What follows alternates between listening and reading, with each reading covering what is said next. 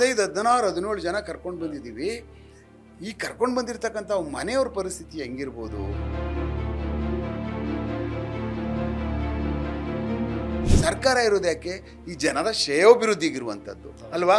ಸಂಬಳ ತಗೊಳ್ಳೋದೇ ಅದಕ್ಕೋಸ್ಕರನೇ. ನಾವು ಕಿಲ್ಲರ್ಸ್ ಅಲ್ವಲ್ಲ. ಈ ಒಳಗಡೆ ಸರ್ಕಾರದೊಳಗಡೆ ಕೆಲಸ ಮಾಡ್ತಾ ಇರ್ತಕ್ಕಂಥದ್ದು ಸಾರ್ವಜನಿಕರ ಕೆಲಸ ಮಾಡೋಕ್ಕೆ ನಾವು ಸೇರ್ಕೊಂಡಿರೋದು.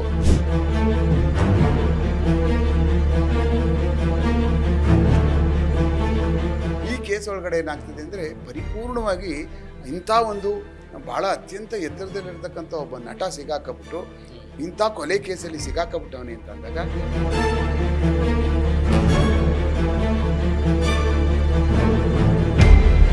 ಏನು ಬೇರೆಯವ್ರಿಗೆಲ್ಲ ಕರ್ಕೊಂಡು ಬಂದ್ರಿ ಸಿಕ್ಕಾಬಿಟ್ಟೆ ಹೊಡೆದು ಬಿಡ್ತೀರಿ, ಚಿಂದಿ ಮಾಡಿಬಿಡ್ತೀರಿ, ಅವ್ರಿಗೆಲ್ಲ ಬಡವ್ರ ಬಗ್ರೆ ಏನು ಇವ್ನಿಗೇನು ಮಾಡಲ್ಲ, ಹಾಗೆ ಹೀಗೆ ಏನಾದ್ರು ರಾಕ್ಷಸರ ಕರ್ಕೊಂಬಂದವ್ರಿಗೆಲ್ಲ ಕಚ ತಿಂದ್ಬಿಟ್ಟು ಹೊಡೆದ್ಬಿಟ್ಟು ಸಾಯಿಸ್ಬಿಡೋದಕ್ಕೆ ಏನಪ್ಪ ಪೊಲೀಸ್ ಸ್ಟೇಷನ್ ಸುತ್ತ ಸಾಮ್ಯಾನ ಹಾಕ್ಬಿಟ್ರು, ಒಳಗೆ ಕೂತ್ಕೊಂಡು ಏನೋ ಎಲ್ಲ ಬಿರಿಯಾನಿ ಮಾಡ್ತಾ ಇದ್ದಾರೆ ಅವ್ರು ಕೊಡೋದಕ್ಕೆ ಹಾಗೆ ಹೀಗೆ ಅಂತ ಅಂದ್ಬಿಟ್ಟು.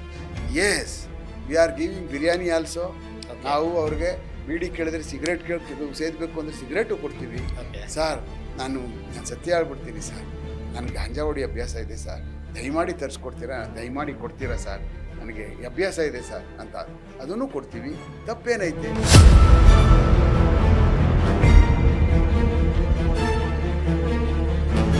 ಅದ್ಯಾವುದು ಸಿನಿಮಾಗಳಲ್ಲಿ ನೋಡ್ತೀವಿ ಲೈ ಡಿಟೆಕ್ಟರ್, ಸುಮ್ಮನೆ ಜನಗಳು ನೋಡಿ ಒಂಥರ ಖುಷಿ ಪಡ್ಲಿ ಇಲ್ವಾ ಸರ್? ಆ ಥರದ್ದು ಅವೆಲ್ಲ ನೋಡಿ ಮನುಷ್ಯನೇ ಎಂದೂ ಯಾವ ಕಾರಣಕ್ಕೂ ಜಗತ್ತಲ್ಲಿ ಇದುವರೆಗೂ ಸಾಧ್ಯನೇ ಇಲ್ಲ ನಿಮ್ಮನ್ನು ಬಾಯಿ ಬಿಡಿಸೋಕೆ ಒಂದೇ ಒಂದು ದಾರಿ, ಒಂದು ಸ್ವಲ್ಪ ಜಾಸ್ತಿ ಗಾಂಜಾ ಕೊಡಬೇಕು, ಇಲ್ಲ ಒಂದು 290 ರಮ್ ಕೂಡಿಸ್ಬೇಕು ಅಷ್ಟೇ.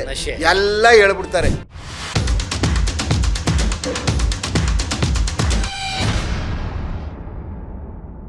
ಬಂದಾದ್ಮೇಲೆ ಆ್ಯಕ್ಟ್ಗಳಲ್ಲಿ ಒಳಗಡೆ ಹೋದಾದ್ಮೇಲೆ ರಾಕ್ಷಸರ ಕೈಗೆ ಸಿಕ್ಕಿದ ತಕ್ಷಣ ಏನು ಮಾಡ್ತಾರೆ, ಅದನ್ನು ಎಷ್ಟು ತಿನ್ನಬೇಕು ಅಷ್ಟು ತಿನ್ಬೇಕಾದ್ರೆ ಹರ್ಕೊಂಡು ಕಿತ್ಕೊಂಡು ತಿನ್ಬಿಟ್ರೆ ಹೆಂಗೆ ಬದುಕೋಕೆ ಸಾಧ್ಯ ಆಗ್ತದೆ?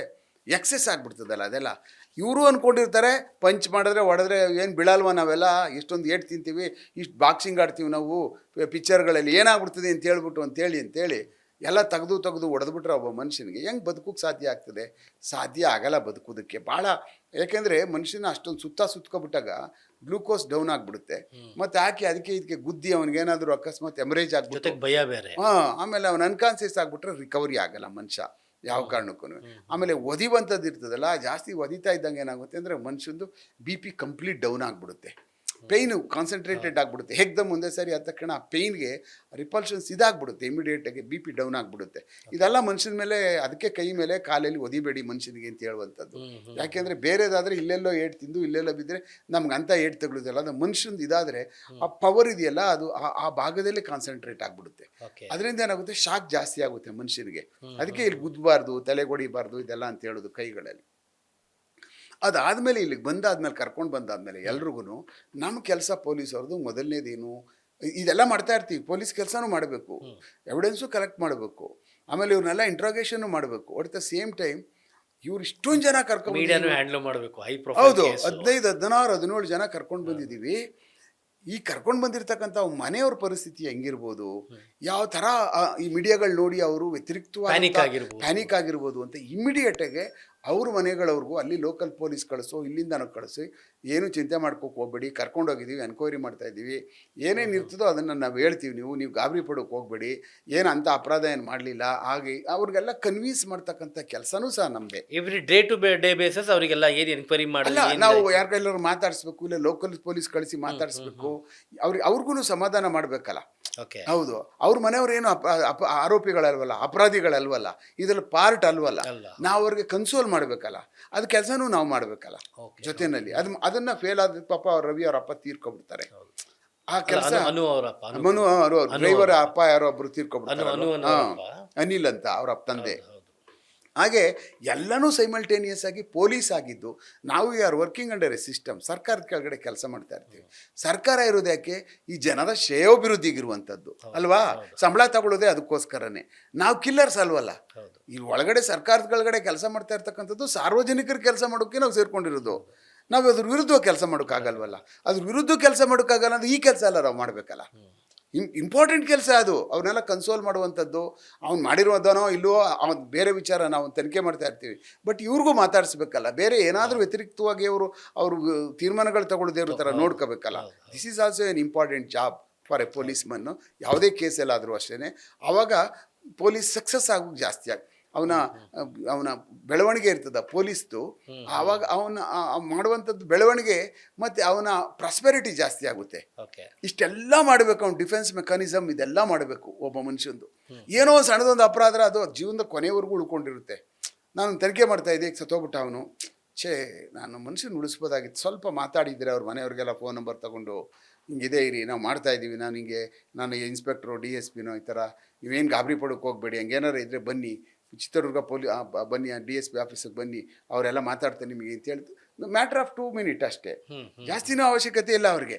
ಅವ್ರಿಗೊಂದು ಧೈರ್ಯ ಬರ್ತದೆ, ವಾಪಸ್ ನಮಗೆ ಮಾತಾಡಿದ್ರಲ್ಲ ಅವರು, ಪೊಲೀಸರು ಹೇಳಿದ್ರಲ್ಲ ಏನೋ ಒಂದು ಅಂತ ಹೇಳಿ ಅಂತ ಅವ್ರಿಗೆ. ಹೌದೌದು.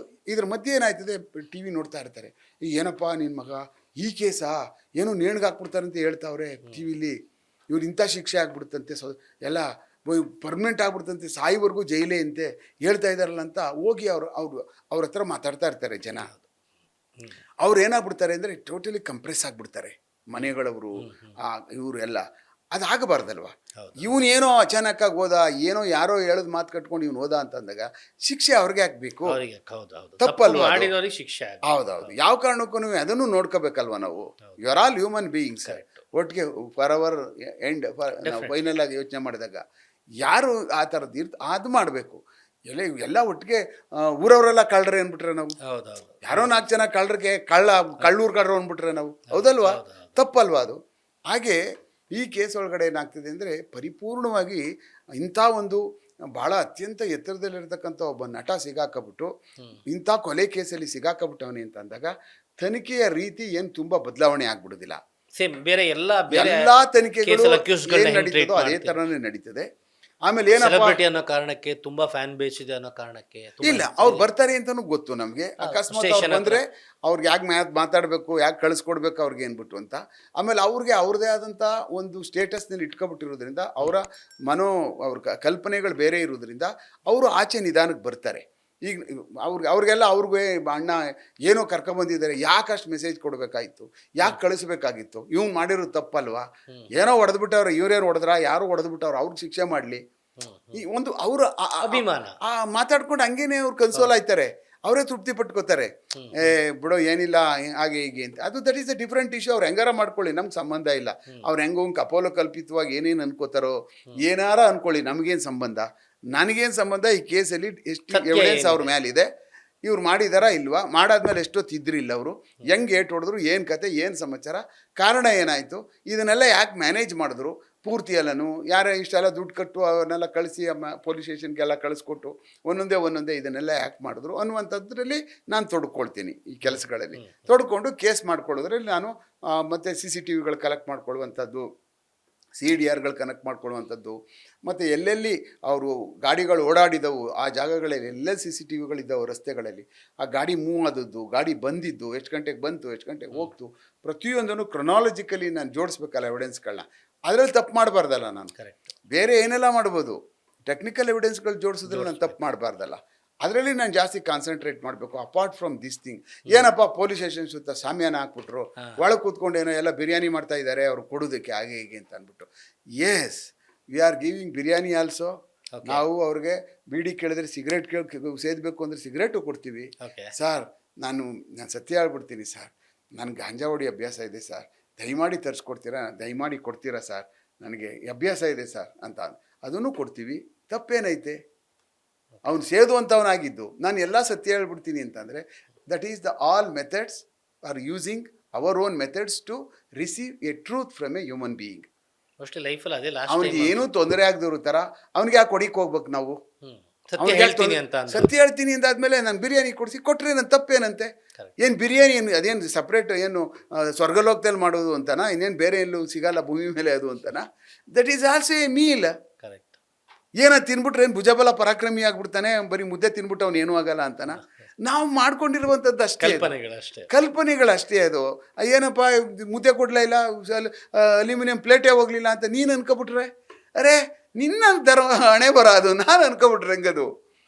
ಅರೆ ನಾನೊಬ್ಬ ಮನುಷ್ಯನಿಗೆ ಎಲ್ಲಕ್ಕೆ ನಾನು ಏನು ಬೇಕಾದ್ರೂ ಮಾಡ್ತೀನಿ ಒಳಗಡೆ. ಸರ್ ಮಲಿಕೊಳಕ್ಕೆ ಸರ್ ನನ್ನ ಕೈಲಿ ಆಗಲ್ಲ ಸರ್, ಒಂದು ಪಿಲ್ಲೋ ಕೊಡಿ, ಕೊಟ್ರೇನು ತಪ್ಪು? ಏರ್ ಪಿಲ್ಲೋನಾ? ಬೇರೆ ಪಿಲ್ಲೋ ಆದರೆ ತೊಂದರೆ ಮಾಡಿಬಿಟ್ಟು ಯಾರಿಗೋ ಸಾಯಿಸ್ಬಿಡ್ತಾನೆ, ಹೌದು. ಮುಖಕ್ಕೆ ಹಾಕ್ಬಿಡ್ತಾನೆ. ಒಬ್ಬನೇ ಇದ್ದಾಗ ಕೊಟ್ರೇನಂತೆ? ಕರೆಕ್ಟ್. ಏನು ತಪ್ಪೇನಿಲ್ಲ. Is also an human being, let it face. ನಾಳೆ ಟ್ರಯಲ್ ಬರ್ತದೆ, ಕೋರ್ಟ್ ಇರ್ತದೆ, ಎಲ್ಲ ಆಗ್ತದೆ. ಏನು ಬೇರೆಯವ್ರಿಗೆಲ್ಲ ಕರ್ಕೊಂಡು ಬಂದರೆ ಸಿಕ್ಕಾಬಿಟ್ಟೆ ಹೊಡೆದು ಬಿಡ್ತೀರಿ, ಚಿಂದಿ ಮಾಡಿಬಿಡ್ತೀರಿ, ಅವ್ರಿಗೆಲ್ಲ ಬಡವ್ರ ಬಗ್ಗೆ ಏನು ಇವ್ನಿಗೇನು ಮಾಡಲ್ಲ, ಹಾಗೆ ಹೀಗೆ ಏನೋ ರಾಕ್ಷಸರ ಕರ್ಕೊಂಬಂದವ್ರಿಗೆಲ್ಲ ಕಚ್ಚಿ ತಿನ್ಬಿಟ್ಟು ಹೊಡೆದ್ಬಿಟ್ಟು ಸಾಯಿಸ್ಬಿಡೋದಕ್ಕೆ. ವಿ ಆರ್ ನಾಟ್ ರಾಕ್ಷಸಸ್. ಹೌದು. ಪೊಲೀಸರು ಯಾಕೆ ರಾಕ್ಷಸರಾಗಬೇಕು? ನಾವ್ಯಾಕೆ? ನಾವೇನು ರಾಕ್ಷಸರು? ಯಾರು ರಾಕ್ಷಸರಾಗಬೇಕೋ ಅವ್ರಿಗೆ ಆಗ್ತೀವಿ. ಸಮಾಜವನ್ನು ತಿನ್ನುವಂಥ ರಾಕ್ಷಸರಿದ್ದರೆ ಅವ್ರು ರಾಕ್ಷಸರಾಗ್ತೀವಿ. ಇದು ಡ್ಯೂ ಕೋರ್ಸ್ ಒಳಗಡೆ ಮರ್ಡರ್ ಆಗಿದೆ. ಇದು ಇಂಥ ಮರ್ಡರ್ಗಳು ಆಗಲೇ ರಾಜ್ಯದಲ್ಲಿ ಹಲವಾರು ನಡೀತಾ ಇರ್ತಾವೆ ಈ ಥರದವು. ಅಪಾರ್ಟ್ ಫ್ರಮ್ ಇವರೊಬ್ಬ ಸೆಲಿಬ್ರಿಟಿ ಅಷ್ಟೇ. ಬುದ್ಧಿ ಅವ್ರಿಗಿಂತ ಜಾಸ್ತಿ ಈ ಮನುಷ್ಯನಿಗೆ ಇರಬೇಕಾಗಿತ್ತು. ಕರೆಕ್ಟ್. ಹೌದಲ್ವಾ? ಬುದ್ಧಿ ಭ್ರಮಣೆ ಆಗಿ ಈ ಕೆಲಸ ಮಾಡ್ಕೊಂಡಿರ್ತಕ್ಕಂಥದ್ದು. ಆಮೇಲೆ ಕೆಲವಷ್ಟು ಅಪರಾಧಿ ಮನೋವೃತ್ತಿಗಳು ಈ ಮನುಷ್ಯನಲ್ಲಿ ಇದ್ದಾವೆ ಅಂತ ಅನ್ನೋದು ಪೂರ್ವಕವಾದಂಥದ್ದು ಹಿಂದೆ ಮಾಡಿರುತ್ತ ಘಟನಾವಳಿಗಳಲ್ಲಿ ಈ ಮನುಷ್ಯದ ಎಸ್ಟಾಬ್ಲಿಷ್ ಆಗುತ್ತೆ. ಆ ಕಾರಣಕ್ಕೋಸ್ಕರನೇ ನಾವು ಈ ಮನುಷ್ಯ ಇದನ್ನೆಲ್ಲ ತೀರ್ಮಾನ ಮಾಡ್ಕೊಳ್ಳೋಕ್ಕೆ ಗೌಣವಾಗಿರ್ತಕ್ಕಂಥದ್ದು ಈ ಮನುಷ್ಯದಲ್ಲಿ ಅಪರಾಧ ಪ್ರವೃತ್ತಿ ಇದೆ, ಸಾಧ್ಯತೆ ಇದೆ. ಈ ಬೈಯುವಂಥದ್ದು, ಹೇಳಿಕೆಗಳು, ಹೆಂಡತಿ ಮೇಲೆ ಕೇಸ್ ಹಾಕಿ ಆ ತೊಂದರೆ ಮಾಡುವಂಥದ್ದು ಮಾಡಿರುವಂಥದ್ದು, ಅದಾದಮೇಲೆ ಬೇರೆ ಬೇರೆ ಬೇರೆ ಘಟನೆಗಳೆಲ್ಲ ನೋಡಿದರೆ ಈ ಮನುಷ್ಯ ಸ್ವಲ್ಪ ಇದೇ ಥರದವನ ಅನ್ನುವಂಥದ್ದು ಸೊಸೈಟಿನಲ್ಲಾಗಲೇ ಬಿಂಬಿತ ಆಗ್ಬಿಟ್ಟಿದ್ದಾರೆ. ಈಗ ಆ ಥರ ಬಿಂಬಿಸ್ಕೊಂಡಿರಲಿಲ್ಲ ಸೊಸೈಟಿನಲ್ಲಿ ಅಂತ ಅಂದಿದ್ದಾರೆ. ಇದು ಯಾವುದೇ ಥರವಾದಂಥದ್ದು ಇರಲಿಲ್ಲ ಅಂದಿದ್ರೆ ಜನ ಸ್ವಲ್ಪ ಈ ಥರ ಮನುಷ್ಯ ಮಾಡ್ತಾನ ಎಲ್ಲೋ ಎಡವಟ್ಟು ಆಗೋಗ್ಬಿಟ್ಟಿರ್ಬೇಕ್ರಿ. ಇದು ಏನು ಹೇಳ್ಬಿಟ್ಟೆ ಮನೆ ಕರ್ಕೊಂಡು ಹೋಗ್ಬಿಟ್ರೆ ಬಿಟ್ಬಿಟ್ರು ಅಂದಾಗ ಈ ಮುನ್ನೆ ಮಕ್ಕಳು ಫಾಲೋವರ್ಸ್ ಹೊಡೆದು ಸಾಯಿಸ್ಬಿಟ್ರೇನ್ರಿ, ಇದೆಲ್ಲ ಬಂದಿರೋದು. ಹೌದಲ್ವಾ? ಈಗ ನೇರಕ್ಕೆ ಅವ್ನು ಮಾಡ್ತಾನೆ ಬಿಡ್ರಿ, ಏನು ನೀವೇನು ಹಿಂಗೆ ಮಾತಾಡ್ತೀರಿ ಅಂತ ಡೈರೆಕ್ಟಾಗಿ ಹೇಳ್ತಾರೆ. ಅವನು ಈ ಥರ, ಯಾಕೆಂದರೆ ಆ್ಯಟಿಟ್ಯೂಡ್ಗಳು ಮನುಷ್ಯಗಳದು ಈಗಾಗಲೇ ಜನಗಳಿಗೆ ಸಾರ್ವಜನಿಕರು ಗೊತ್ತಾಗ್ಬಿಟ್ಟಾದ್ಮೇಲೆ ನಿರ್ಧಾರಗಳು ಬೇಗ ತಗೊಬಿಡೋಕ್ಕೆ ಸಾಧ್ಯ ಆಗ್ತದೆ. ಆ ಕಾರಣಕ್ಕೆ ಅದಕ್ಕೆ ಸಂಬಂಧಿಸಿದಂತೆ ಜನ ಇದು ನೋಡ್ತಾರೆ, ಹಿಂಗೆ ಏನೇ ಹಿಂಗೆ ಕರ್ಕೊಂಡು ಬಂದು ಹಿಂಗೆ ಹೊಡೆದ್ಬಿಟ್ರೆ ಹಾಗೆ ಹೀಗೆ ಅಂತ. ಆಮೇಲೆ ಬೇರೆ ಪೇಪರ್ಗಳೇ ಅವನೊಬ್ಬ ಸೈಕಿಕ್ ಅಂತೆ ಏನು 500 ಮೆಸೇಜ್ ಕಳಿಸಿದ್ದಾನಂತ್ರಿ ಒಂದು ಯಂಗ್ಸ್ಗೆ, ಹಿಂಗೆ ಕಳಿಸ್ತಾರೆ. ಇಂಥವ್ರು ಬುದ್ಧಿ ಕಲಿಸ್ಬೇಕು, ಸುಮ್ಮನೆ ರೀ ಹಿಂಗೆ ಹೋಗ್ಬೇಕು, ಹಿಂಗೆ ಕಲಿಸಿದ್ರೆ ಅವ್ರನ್ನ ಬಿಡೋದು, ಇಲ್ಲ ನಮಗೂ ಹಂಗೆ ಬದು ಕಳಿಸ್ತಾರ್ರಿ, ನಮ್ಮ ಮೊಬೈಲ್ಗೂ ಹಿಂಗೆ ಕಳಿಸ್ತಾರೆ ರೀ ಬೈದು ಹಾಗೆ ಹೀಗೆ ಅಂತ. ಎಲ್ಲರ ಮೊಬೈಲ್ಗೂ ಬರ್ತವೆ, not only is or her, ಎಲ್ಲರ ಮೊಬೈಲ್ಗೂ ಬರ್ತವೆ. ನೀವು ಒಂದು ಈಗಾಗಲೇ ಒಂದಷ್ಟು ನಾವು ಬೈದ್ಬಿಡಿ, ನೀವು ಒಂದು 2 ನಿಮಿಷ ನಿಮ್ಗಾಗಲೇ ಕತ್ತು ಮಚ್ಚು ಗನ್ನು ಎಲ್ಲ ಆಗಲೇ ಬಂದ್ಬಿಡ್ತಾವೆ ಪಿಕ್ಚರ್ಗಳು ನಾವು ಆಚೆ ಹೋದ ತಕ್ಷಣನೇ. ಆ ಕಾರಣಕ್ಕೆ social media it is like ಒಂಥರ ನಮ್ಮ ಇದು ಏನು ಇದ್ದಂಗೆ, ಯಾವುದು ವೃಷಭಾವತಿ ನದಿ ಇದ್ದಂಗೆ. ನೀವು ಅದನ್ನ ತಗೊಂಡು ನೀರ್ಗಾರ ಬಿಟ್ಟು ಹುಲ್ಲಾರ ಬೆಳೆಸಿ ಹಾಲಾರ ಕುಡಿತೀರೋ, ಹೋಗಿದೆ ಅದು, ಅದನ್ನ ತೆಗೆದು ಹಸುಗಾಕಿ ಕುಡಿತೀರೋ, ಇಲ್ಲ ತೆಂಗಿನ ಮರಕ್ಕೆ ಬಿಟ್ಟು ತೆಂಗಿನಕಾಯಿ ಬಿಟ್ಟು ಆದ್ಮೇಲೆ ಎಳ್ಳೀರು ಕುಡಿತೀರೋ, ಅದು ನಿಮಗೆ ಬಿಟ್ಟಿದ್ದು. ಇಲ್ಲಪ್ಪ ನಾನು ಅದ್ರೊಳಗೆ ಹೋಗಿ ಬಿಡ್ತೀನಿ, ಸ್ನಾನ ಮಾಡಲೇಬೇಕು ಅದ್ರೊಳಗಡೆ, ನನಗೆ ಯಾರೋ ಹೇಳಿದ್ದಾರೆ ಎಲ್ಲ ಕಾಯಿಲೆ ಹೋಯ್ತದೆ ಅಂದರೆ ಹೋಗಿ ಬಿಳಿ ಅಂತಾರೆ. ಹೌದು ತಾನೇ? ಹಂಗೆ ಅದನ್ನು ನಾವು ಯಾಕೆ ದೂಷಣೆ ಮಾಡಬೇಕು? ದೂಷಣೆ ಮಾಡೋ ಅವಶ್ಯಕತೆನೇ ಇಲ್ಲ ಸೋಷಿಯಲ್ ಮೀಡಿಯಾನ. ನಮ್ಗೆ ಬೇಡವಾ? ನಿನ್ಗೆ ಏನು ಬೇಕೋ ಅಷ್ಟು ಮಾತ್ರ ನೋಡ್ಕೊ, ಉಳಿದು ಕಿತ್ತು ಬಿಸಾಕು. ನಿನ್ನ ಕೈಯಲ್ಲೇ ಇದೆ. ನೀ ಏನು ಕುಂತ್ರೆ ಸಾಕು, ನಿಂತ್ರೆ ಹೊಡಿತಾ ಇರ್ತಾರೆ ಫೋನ್. ಅಂದರೆ ನೀನು ಬೇಕಾದವ್ರು ನೋಡು, ಬೇಡದವ್ರನ್ನ ಮಾತಾಡಬೇಡ. ಹೌದು. ಏನಪ್ಪ ಇನ್ನು ತಲೆ ತಿಂತಾರೆ ರಾಮಾಯಣ ಅವ್ರು ಯಾರ್ಯಾರೋ ಸುಮ್ಮನೆ ಅನಾಮಧೇಯರಲ್ಲ ಅಂತ ಅಂದ್ಬಿಡು ಅಂದರೆ ನೀನು ಅಟೆಂಡ್ ಮಾಡಬೇಡ. ಅಲ್ಲ, ಇವನ್ ಕೆಟ್ಟದ ಕಮೆಂಟ್ ಮಾಡ್ತಾರೆ ಅಂದ್ರೆ ಕಮೆಂಟ್ ಆಫ್ ಮಾಡೋ ಫೆಸಿಲಿಟಿ ಕೂಡ ನಿಮಗೆ ಎಲ್ಲರೂ ಬೇಕು ಅಂದ್ಮೇಲೆ ತೆಗಳೋರು ಒಳ್ಳೇದ್ ಕಳಿಸ್ತವ್ರೆ, ಬೇಕು ಅಂದ್ಮೇಲೆ ಕೆಟ್ಟದ್ ಕಳಿಸೋರು. ಆಮೇಲೆ ಮನಸ್ಥಿತಿಗಳಿಗೆ ನೀವು ಯಾವ ಕಾರಣಕ್ಕೂ ಸರ್ಟಿಫಿಕೇಟ್ ಆಗಿ ಜಗತ್ತಲ್ಲಿ ಕೊಡೋಕ್ಕಾಗೋದೇ ಇಲ್ಲ. ಈ ಪ್ರಪಂಚದ ದೊಡ್ಡಣ್ಣನಿಂದ ಹಿಡಿದು ಚಿಕ್ಕಣ್ಣನವರೆಗೂ ಜಗತ್ತಲ್ಲಿ ಯಾವರೆಗೂ ಮನಸ್ಥಿತಿಗೆ ಸರ್ಟಿಫಿಕೇಟ್ ಕೊಡೋಕ್ಕಾಗೋದಿಲ್ಲ. ಮನುಷ್ಯನ ಗುಣಗಳ ಬಗ್ಗೆ ಮಾತಾಡ್ಬೋದು, ನಮ್ಗೆ ಕಂಡಂಥ ಗುಣಗಳು. ಆದರೆ ಮನುಷ್ಯನ ಮನಸ್ಥಿತಿಯಲ್ಲಿ ಇರ್ತಕ್ಕಂಥ ಗುಣಗಳ ಬಗ್ಗೆ ಯಾರೂ ಸರ್ಟಿಫಿಕೇಟ್ ಕೊಡೋಕ್ಕಾಗೋದಿಲ್ಲ, ಅದು ಕಂಡಿಡಿಕ್ಕೂ ಆಗೋದಿಲ್ಲ. ಹಂಗೇನಾರ ಕಂಡಿಡಿದ್ರು ಭೂಮಿ ಪ್ರಳಯ ಆಗೋಗ್ಬಿಡ್ತದೆ. ಹಂಗೇನಾದರೂ ಕಳ್ಳ ಮಾಡಿರೋದನ್ನ ಮಲಗಿಸ್ಕೊಬಿಟ್ಟು ಮಿಷಿನ್ ಹಾಕ್ಬಿಟ್ಟು ಪತ್ತೆ ಮಾಡಿ, ಅವೆಲ್ಲ ಸುಳ್ಳು ಬಂಡಲ್ಲು, ಅವು ಆಗದ ಕೆಲಸ.